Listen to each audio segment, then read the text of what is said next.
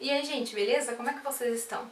Neste vídeo vamos falar sobre o livro Meninas, da Lyudmila Ulitskaya. Este foi a primeira leitura de 2022 e eu não poderia ter começado este ano de uma melhor forma. Eu ganhei esse livro de presente de ano novo de uma querida amiga, Gemima, e logo no outro dia, no dia seguinte, quando eu estava em casa, eu já comecei a ler. Eu li em um dia esse livro aqui e eu adorei. São 6 contos. A Lyudmila Ulitskaya é a primeira mulher a ser publicada pela editora 34 na coleção Leste. E eu não poderia ir tentar buscar o meu caminho pela literatura russa de melhor maneira, porque eu acho que eu já comentei aqui em algum vídeo que eu não tenho lá muito apego e nem muito interesse pela literatura russa. Sim, por favor, não me matem, mas é que eu não sei.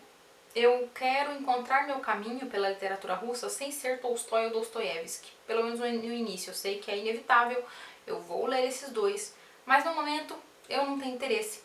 E neles eu sinto muito. Mas eu sei que terei um dia, eu tenho vários livros desses dois, mas eu quero começar assim pelos livros em que a gente não tem tanta obrigação de gostar. E esse daqui é um deles. Eu não tinha obrigação nenhuma de gostar desse livro. E eu adorei. Eu gostei.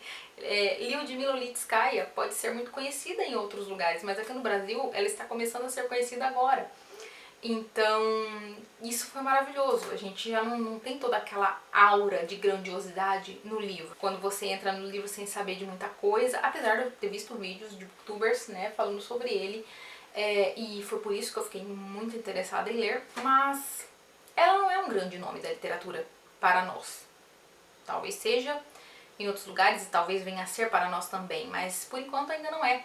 E isso foi libertador. Eu entrei nesse livro sem grandes expectativas e eu me surpreendi e eu adorei e agora pretendo continuar. Como eu disse, vou fazer meu caminho aí, longe de Sr. Dostoiévski e do Sr. Tolstói, até que eu os encontre em algum momento da vida. Portanto, se vocês tiverem alguma dica de algum livro russo que não seja desses caras, por favor, deixem aí pra mim que eu vou gostar. Enfim, Lyudmila Ulitskaya vai dizer em alguns trechos de entrevistas aqui, que estão aqui no pós-fácil aqui desse livro, escrito por Danilo Ora, vai ter alguns trechos das entrevistas da Lyudmila e ela vai dizer que ela sempre viu livros escritos por escritores de escritores homens, né, tematizando vidas de garotos, e ela nunca tinha visto livros falando sobre grandes momentos históricos, principalmente sobre o período stalinista, que é o que ela vai falar aqui, tematizando vidas de garotas. Então ela pega para si esse desafio e é isso que ela vai fazer. Inspirada em sua própria infância, que foi ali nessa década que ela vai colocar aqui, que foi o período um pouco antes e um pouco depois da morte de Stalin, ou seja, nos anos 50. 1953, se não me engano, foi a morte de Stalin, então ela vai falar aí sobre um período um pouco antes, um pouco depois, e a gente vai ter aí esses 6 contos incríveis, trazendo essas invisíveis entre os invisíveis. E esse livro vai trazer essas garotas aí sobrevivendo, né, vivendo suas vidinhas dentro dessa grande história, né, que está acontecendo, desse grande panorama. Porém, o que é interessante aqui é que esse grande panorama, ele pouco ou nada tem a ver com as vidas individuais dessas pessoas. Quer dizer, deixa eu me explicar melhor. Essas pessoas estão vivendo esses grandes momentos, porém, os grandes momentos, eles deixam invisíveis essas pessoas com suas vidas tão complexas, e isso é muito interessante. Aqui temos um conto em especial que vai chamar a atenção para isso, que é o conto no dia 2 de março daquele ano, que foi o dia da morte do Stalin, que vai ter essa garota. Né? Esse conto é um dos meus favoritos também. Ele é o... deixa eu ver... 1, 2, 3... acho que ele é o quarto conto. Ele é o quarto conto, no dia 2 de março daquele ano, e vai falar sobre essa garota que ela mora ali com o seu avô e com o avô e a avó e o bisavô, e ela é judia, ela é de família judia. Então ela mesmo ali entre as suas colegas, ela é extremamente discriminada, né, por ser judia. Então vai falar sobre, ela tem esse bisavô que vai contar histórias para ela, e essas histórias com certeza seriam motivo de prisão, né, ou pelo menos algum tipo de sanção, alguma reprimenda do governo, porque essas histórias são histórias proibidas nesse regime. E ela é ávida por essas histórias. E os avós ficam muito preocupados com a possibilidade de ela acabar deixando passar essas histórias que não se deve contar pra ninguém. Mas os avós dela não precisavam se preocupar porque ela não tem amigos. Essa menina é tão discriminada que ela é sozinha. Então ela não tem pra quem contar essas histórias. E ela é ávida por essas histórias. A imaginação dela deseja essas histórias. E no dia 2 de março daquele ano vai falar sobre a morte de Stalin, porém na vida dessa garota também vai acontecer alguma coisa muito importante, que a história, a grande história que a gente conhece, não vai dar a mínima, vai se esquecer, não vai nem saber na verdade. Então um dos grandes temas deste livro vai ser sobre esse apagamento pelo qual as vidas comuns passam. E esse é um conto muito bonito, muito triste. Vai falar sobre essas mudanças irremediáveis pelas quais passa a vida dessa garota. E ela está no momento em que seu corpo está mudando, em que tudo está mudando, e em que existe todo o sofrimento de amadurecer, né, de se tornar uma adolescente. E com isso vai também ter uma grande tragédia na vida dela, só que vai ser tudo apagado, vai ser tudo esquecido, por conta de uma morte que em teoria é muito mais importante. O primeiro conto desse livro é A Dádiva Prodigiosa e é o meu favorito também. O que é engraçado sobre esse conto é que que tem muita gente que acha ele meio insosso, meio sem graça. E eu fui pensando nele dessa forma, né? Porque me falaram que assim seria. Mas eu gostei tanto desse conto, eu achei ele tão interessante porque ele dá o tom do livro. Ele vai falar sobre esse grupo de garotas, né? Inclusive essa menina judia vai aparecer nesse primeiro conto também. E que esse grupo de garotas de 9 a 11 anos, né? Que é a idade aí que a Lyudmila Ulitskaya vai tematizar, vai trazer aqui nesse livro. E essas garotas, elas vão numa excursão da escola, vão para um museu, e nesse museu vai ter ali essa exposição de objetos que o camarada Stalin ganhou de presente de aniversário de seus compatriotas. E essas meninas vão ficar muito empolgadas, vão achar, nossa, olha que incrível que deram para o camarada Stalin, olha como ele é amado, como ele é sensacional, todo mundo ama ele. E daí elas veem um dos objetos ali que mais chamou a atenção por conta da sua legenda, que é um tapete bordado. E na legenda está com a foto do Stalin, né? Tem a foto dele lá bordada, não é um bordado lá muito bom, mas na legenda está dizendo que aquele bordado foi feito por uma moça que não tem os braços, ou seja, ela utilizou-se dos dedos dos pés para fazer aquele bordado. Então as meninas ficam achando aquilo incrível, porque vejam bem, olha só como essa mulher deve amar o camarada Stalin, como ela deve respeitá-lo para fazer um trabalho tão grandioso como esse. Então elas ficam enlouquecidas querendo encontrar essa mulher e elas vão descobrir que ali entre elas, no grupo da sala, vai ter essa garota que é parente dessa mulher, ela é sobrinha dessa mulher. Então elas vão meio que obrigar essa menina, que ela tá meio muito reticente, ela não quer apresentar as colegas para essa tia. Mas as meninas tanto perturbam que lá vai a menina fazer esse encontro acontecer. E quando esse encontro acontece, ele não é de forma alguma como essas garotas esperavam. E essa mulher, né, que se utilizou dos pés, ela tinha outros interesses em mente que não era nem um pouco de amor pelo camarada Stalin, era um outro rolê. E essas meninas vão ficar tão tristes, tão decepcionadas com esse encontro, que algumas delas vão embora chorando. Por quê? Porque temos aqui a perda da inocência. E mais do que a perda da inocência, a gente tem a perda da crença, a perda da fé. E isso é extremamente doloroso. Essas meninas, elas sentem que todo o mundinho delas, todas as verdades que elas têm como certas, né? No caso, Stalin é o maior ser humano da face da Terra. Essa verdade, ela se racha, ela quebra e ela cai por terra. E essas meninas ficam se sentindo... existe ali uma perda de identidade praticamente. E nesse processo de perda de ilusões, de perda de identidade, elas vão culpabilizar a vítima, né? Elas vão acabar culpando ali quem está mais próximo. E é um conto interessantíssimo para pensar o quão ridículo é o culto ao líder, o quão ridículo é esse culto de grandes pessoas, a ponto de suprimir a imaginação. E isso eu tô dizendo em sociedades ditatoriais, mas também a gente pode pensar culto ao líder em qualquer situação, né? Mas aqui, mais especificamente, numa sociedade ditatorial em que existem as narrativas prontas e essas narrativas se tornam verdades e elas não podem ser negadas, não podem ser debatidas, ou seja, existe também aí a supressão da imaginação. E aqui eu estou pensando de novo naquele livro que eu já resenhei aqui, que é A Imaginação Educada, do Northrop Frye. Eu sei que está dizendo lá que é crítica literária, eu sei que alguns de vocês acham que é bem chato crítica literária, mas por favor, passem lá para vocês verem, é um livro sensacional, acho que vocês vão gostar. E vai falar exatamente sobre os perigos de não cultivarmos uma imaginação questionadora. Porque a imaginação questionadora, ela é um antídoto contra essa crença cega, né? Contra qualquer crença cega, na verdade. Quando você questiona, você dificilmente, ou vai ser muito mais difícil, que alguém te engane.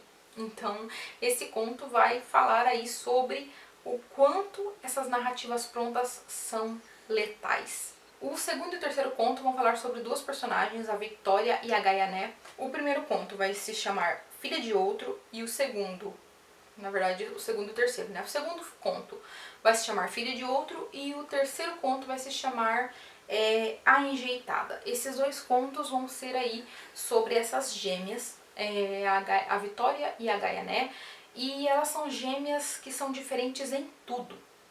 Tudo. Elas inclusive nasceram em dias diferentes, ou seja, elas têm 15 minutos ali entre o parto de uma e outra, e enquanto a Gaiané deslizou para fora da mãe dela, a Victoria chegou causando, ou seja, a mãe dela quase morre por conta do parto da Victoria, e a Victoria já nasce chorando e enchendo o saco e perturbando todo mundo, é uma criança perturbante.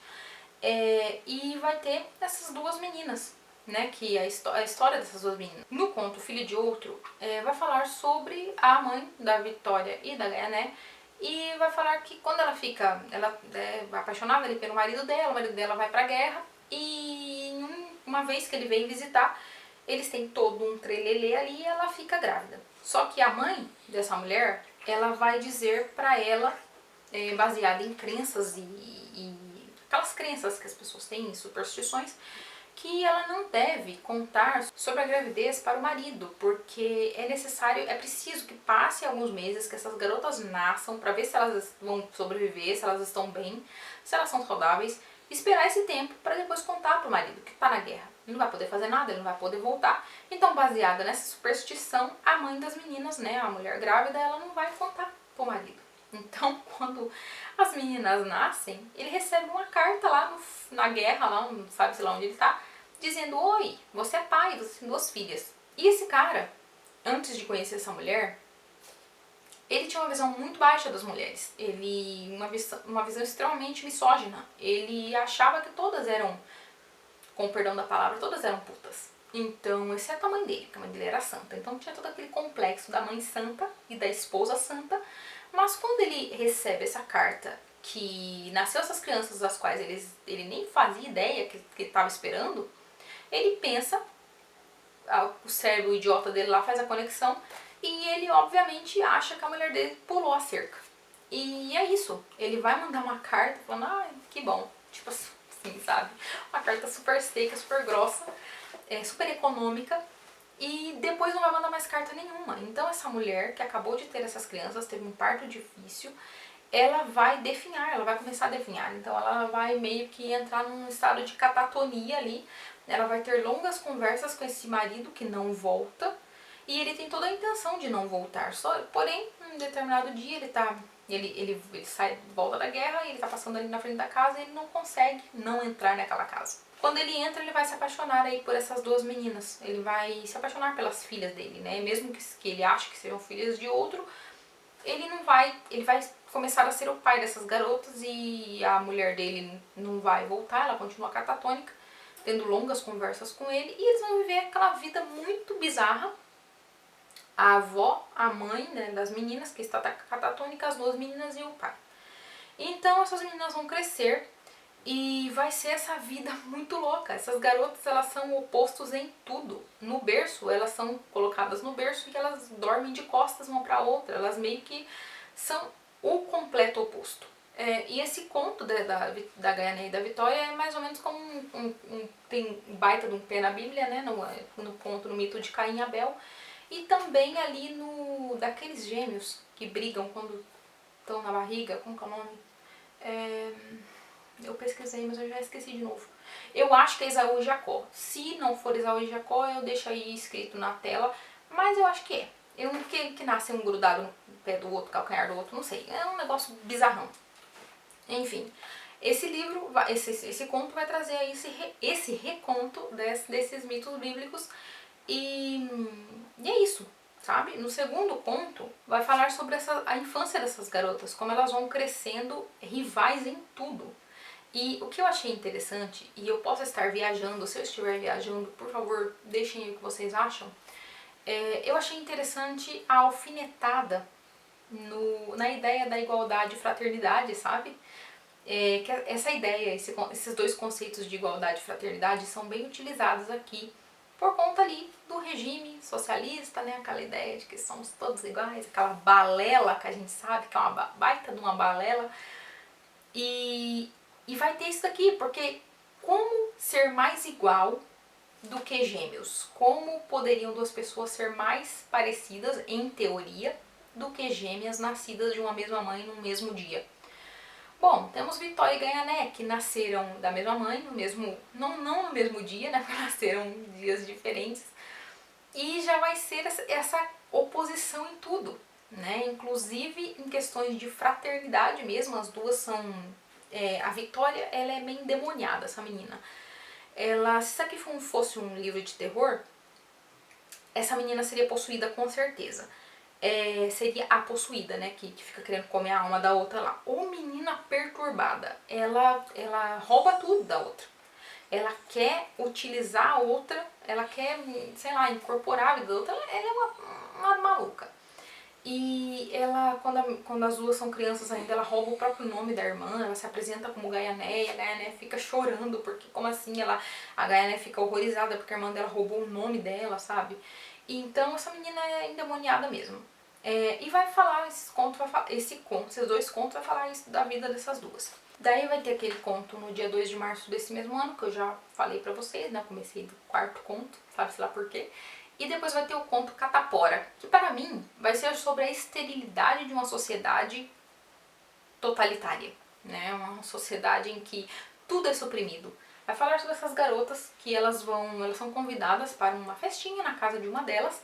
E essa garota que convidou as demais, ela é considerada rica só porque ela mora num apartamento que tem 2 cômodos. E esses 2 cômodos são separados. Então, quando as garotas chegam nessa casa, que já é muito grandiosa para elas porque tem 2 cômodos separados, elas ficam encantadas com aquele mundo de riqueza, sendo que são coisas medíocres, né, que estão ali.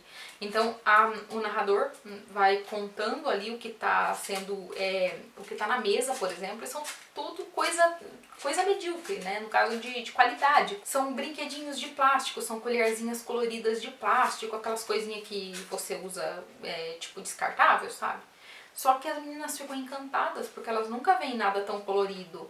E daí quando elas descobrem que no baú ali da mãe dessa menina tem um monte de roupas de lantejoulas, roupas coloridas, roupas interessantíssimas que a mãe dessa menina utilizava quando ela estava nos Estados Unidos, no período que ela passou nos Estados Unidos, essas garotas vão ficar encantadas e elas vão começar a brincar.